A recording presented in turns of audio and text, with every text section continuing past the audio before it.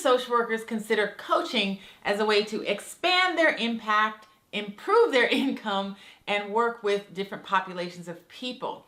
And that's great. Social work and coaching have lots of things in common, but there are differences. And if you're not sure about what those differences are, you're probably going to make some mistakes and have a harder time with the transition. So in this video, we're going to talk about what some of those distinctions are so that you can make the move as smoothly as possible. And make sure you stay to the end of the video, because if you're serious about getting into coaching, there's an upcoming opportunity that I don't want you to miss. But first, do me a favor, click that like button.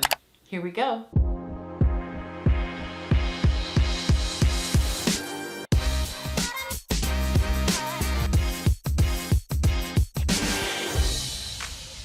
Welcome back to Rich Social Worker. I'm Eva Ford, social worker, mindset mentor, and coach. And on this channel, we talk all about money, mindset, and motivation to help you live your richest life. So if the topics of money and money mindset and freedom are important to you and you're not already subscribed, hit that subscribe button, turn on the notification bell so that you know every time I upload a new video, which is every week. In the last 20 years, the field of coaching has really exploded. And as more and more people have sought life coaches, it's become more and more obvious that people need specific answers to specific problems, which is great news because that's given coaches an opportunity to really get super specific on what they help people with and niche down. Now, there are some obvious advantages that social workers have when they go into the field of coaching. And in an article by Christina Reardon published in Social Work Today, she talks about 3 of those things. And initially, she says that our education and our experiences provide kind of like automatic credibility to any coaching that we might go into. You know, when you're studying social work, we learn about psychology and sociology and human behavior in the social environment. And the knowledge that we get from social work training are things that are transferable when you get into a coaching relationship with a client. She also highlights some common skills like empathy and reframing and reflecting, and how while we use those in social work, those are also used in a coaching relationship. Finally, she says that a lot of our philosophy aligns. So in social work, we talk a lot about using the strengths-based approach as well as a client-centered perspective and using active listening. And these as well are things that you will use all of the time in a coaching relationship. But it's the differences that will trip you up if you're not aware of them. And one of the huge differences is the types of clients that we work with.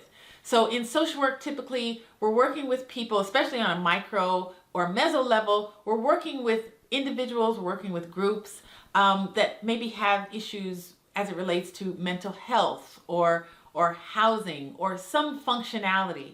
Whereas with coaching, generally your clients are likely going to be high functioning and they need some help in a specific area to move them forward. Now in social work, the topic of self-disclosure is something that is not promoted. In fact, we talk a lot about not self-disclosing and how to kind of get around that and just help the client focus on themselves and their healing.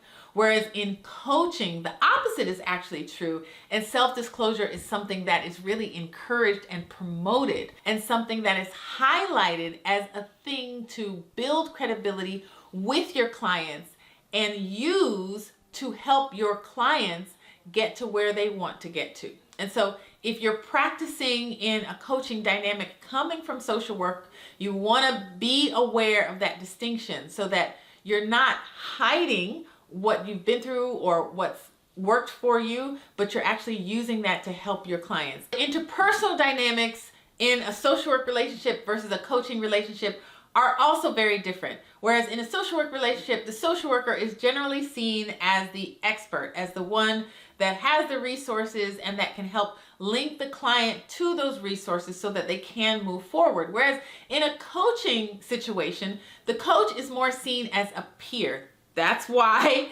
it's more available for that coach to be able to share and self-disclose, because you're essentially sharing with the person what's worked for you and how what's worked for you or what you know can also work for them. And if you haven't seen the video on this channel about positioning yourself as an expert, then I want to encourage you to watch that as well, because even if you haven't been through something yourself, you can still position yourself in a way that will help your coaching client to get a specific result. Now, currently, coaching is not a regulated field, which just means that you can't get a license in coaching.